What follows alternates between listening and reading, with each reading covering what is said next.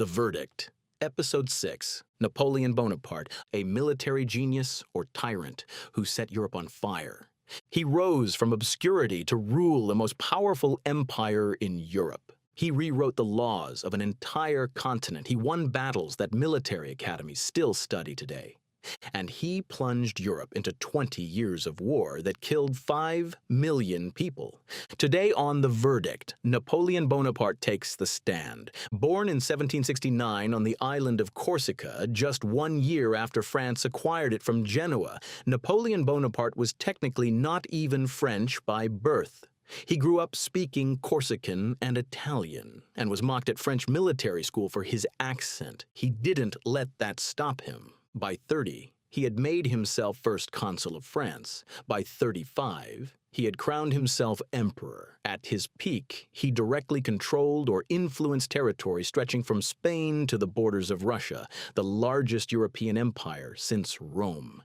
He is still studied at West Point, Sandhurst, and military academies worldwide. He is the most written about human being in history after Jesus Christ. And yet, in France today, there is no national holiday in his name, no statue in front of the Élysée Palace. His legacy remains so contested that the French government still cannot agree on how to remember him.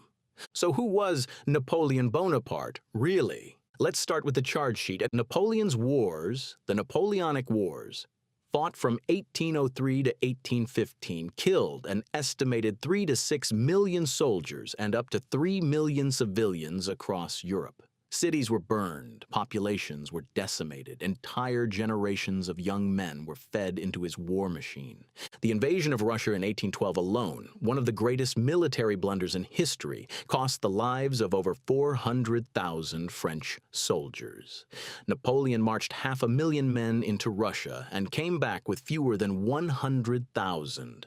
He reinstated slavery in French colonies in 1802, reversing one of the French Revolution's most progressive achievements. In Haiti, his attempt to crush the slave rebellion led to a brutal war that killed tens of thousands. The Haitians eventually won their independence, but the cost was catastrophic. His rule at home, for all its reforms, was authoritarian. He muzzled the press, built an extensive secret police network, and made himself effectively a dictator for life. The revolutionary ideals of liberty and equality that had brought him to power were bent entirely to serve his personal ambition. And ultimately, he failed completely. He died in exile on the remote island of St. Helena, defeated, humiliated, and alone. Everything he built collapsed within a generation, but there is more, much more. In 1808, Napoleon invaded Spain and forced its king to abdicate, placing his own brother Joseph on the throne. He expected the Spanish to accept this. They didn't. What followed was 6 years of brutal guerrilla warfare, one of the first modern insurgencies in history. The Spanish population, backed by a small British force under Wellington, fought the French army to a grinding standstill. Napoleon himself called Spain his opening ulcer. At its peak, 200,000 French soldiers were tied down in a war they could never quite win and could never quite leave. The atrocities committed by French forces in Spain were documented by the painter Francisco Goya in his Disasters of War. Some of the most harrowing images ever made: massacres of civilians, mass executions, villages burned. Historians estimate that between 300,000 and 500,000 Spanish civilians died during the Peninsular War. Napoleon bled France white in Spain for 6 years and gained nothing. Then there is Haiti, and this charge is one of the darkest in Napoleon's record. In 1791, the enslaved population of Saint-Domingue, the French colony that would become Haiti, rose up in the largest and most successful slave revolt in history. By 1801, the brilliant General Toussaint Louverture had effectively freed the island and written a constitution abolishing slavery forever. Napoleon sent 40,000 troops to crush the revolution and restore slavery. and he had Toussaint arrested through treachery, luring him to a negotiation under a flag of truce, then seizing him. Toussaint was shipped to a French prison in the Alps, where he died in 1803 of cold and neglect. The Haitian people fought on and eventually won their independence, but at an enormous cost in lives. And the fact remains, Napoleon reinstated slavery across the French Empire in 1802. A man who spoke the language of the Revolution and equality sent thousands of soldiers to put black people back in chains. That is not a footnote, that is a defining act. And consider what he left France itself. By 1814, Napoleon was so desperate for soldiers that he was conscripting boys of 15 and 16, nicknamed the Marie Louise after his young second wife. France had lost an estimated 1.4 million men in his wars. When the end finally came, France was smaller than it had been before the Revolution. He had promised an empire. He delivered exhaustion, occupation, and a country bled of its youth. And yet the case for Napoleon is genuinely extraordinary. Start with the Napoleonic Code, the legal framework he introduced in 1804. It enshrined equality before the law, property rights, religious tolerance, and the abolition of feudal privileges. It became the foundation of legal systems in France, Belgium, Luxembourg, Quebec, Louisiana, and dozens of other countries. You are likely living under laws shaped by Napoleon right now. He modernized France from top to bottom. He created the Bank of France. He built roads, bridges, and canals. He established the lycée system of secondary education that still exists in France today. He created the Legion of Honor, a merit-based system of recognition that replaced the old aristocratic order. His military innovations were just as lasting. The corps system, dividing armies into self-sufficient units that could move and fight independently, is the foundation of how modern armies are organized. His use of speed, deception, and concentration of force against the enemy's weak point is taught in military schools to this day. And there is a broader argument about his historical role. Napoleon didn't start as a warmonger. He was attacked by coalitions of European monarchies, terrified that his revolutionary ideas would spread to their own subjects. He spent much of his career fighting defensive wars against enemies who wanted to crush the French Revolution and restore the old aristocratic order. Wherever his armies went, however violently, they carried with them the ideas of the revolution: legal equality, meritocracy, the end of serfdom. Many of the progressive changes that transformed 19th century Europe were accelerated, directly or indirectly, by Napoleon's conquests. Now, the defense goes deeper. Let's talk about the true scale of the Napoleonic Code's reach, because it is staggering. Louisiana is the only U.S. state that operates under civil law rather than English common law because of Napoleon.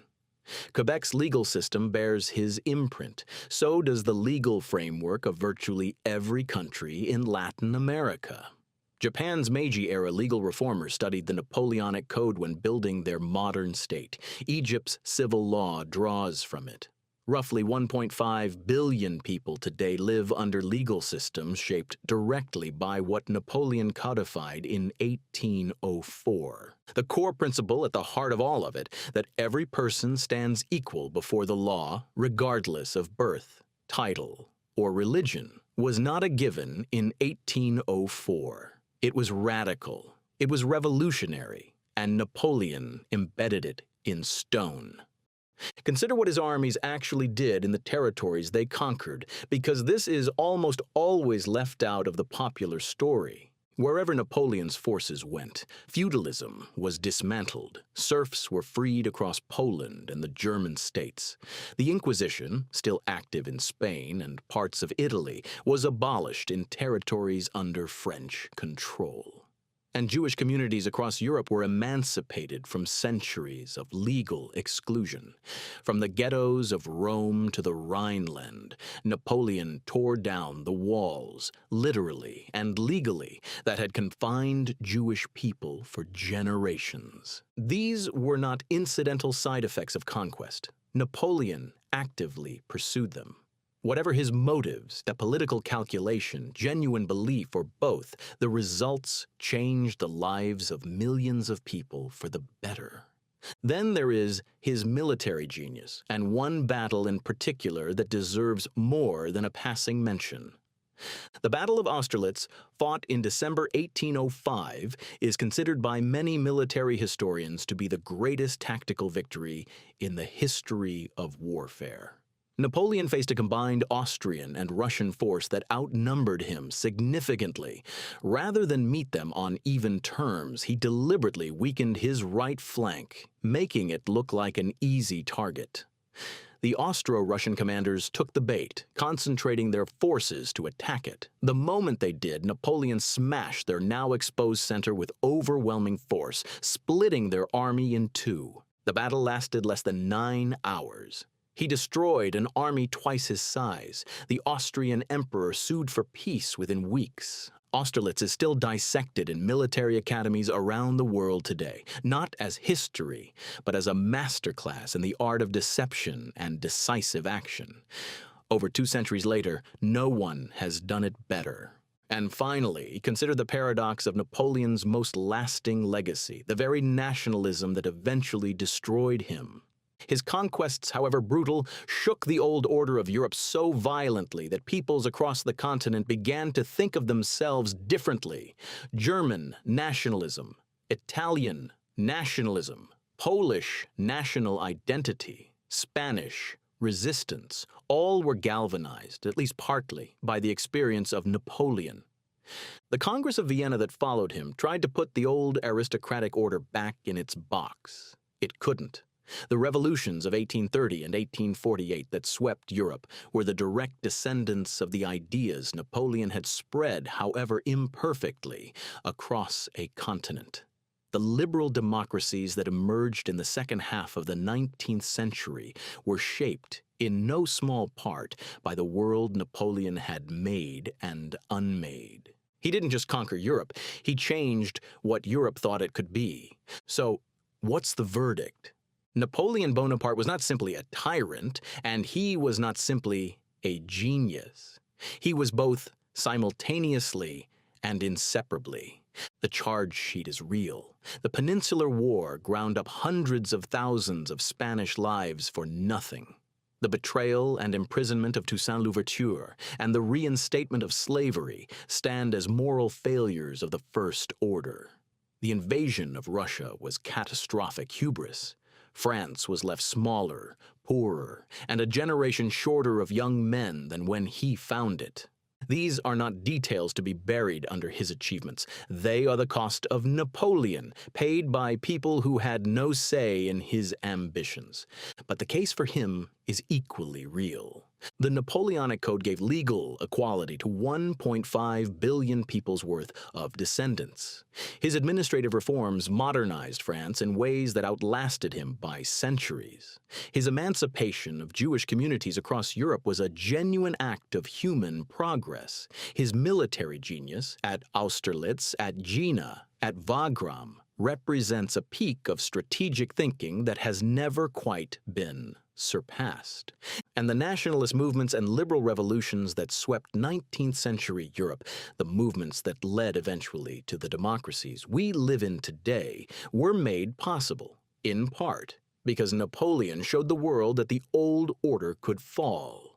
The verdict? Napoleon was the most consequential European of the modern era, a man whose ambition outran his wisdom, whose brilliance was inseparable from his ruthlessness, and whose legacy is so tangled that 2 centuries later, the world still cannot agree on what to make of him.